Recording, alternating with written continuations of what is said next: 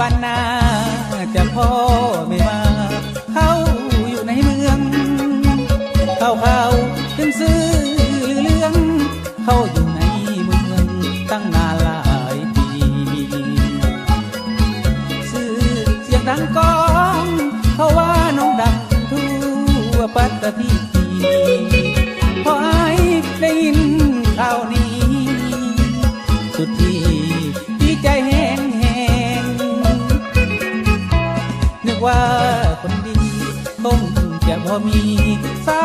ยมาแสงหวังว่าคงบอกเพื่อยิงคนอื่นมาแสงย่านเอาน้องไปให้ยังรออยู่ฟังเป็นเนื้อคู่แม่ยอดทำไว้หวังว่าน้องจงคิดเห็นใจว่ายังมีอ้ายคอยอยู่บ้านนาคนเขาหรือกันว่าน้องมีไหมถ้าเป็นจริงหายสุดเสียใจขออย่าไรเป็นดังเขาว่าให้อยู่ทางบ้าน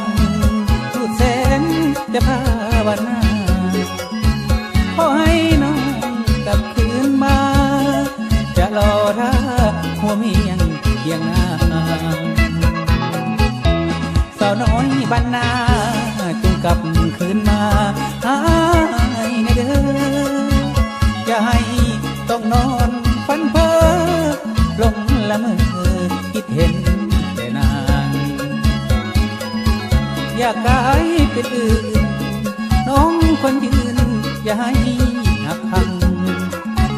ให้นี้ยังรอความหวังยังไปหน้าอยู่ที่บ้านนา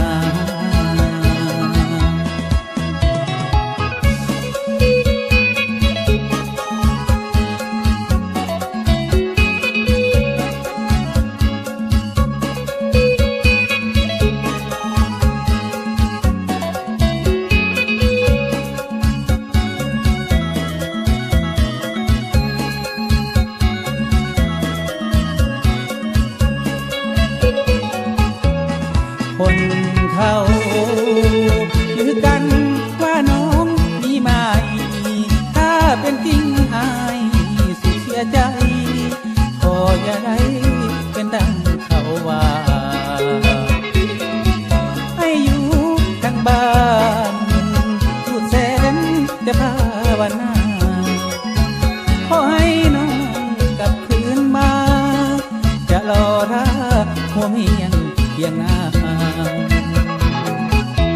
สาวน้อยบ้านนาจงกลับคืนมาหายในเด้ออย่าให้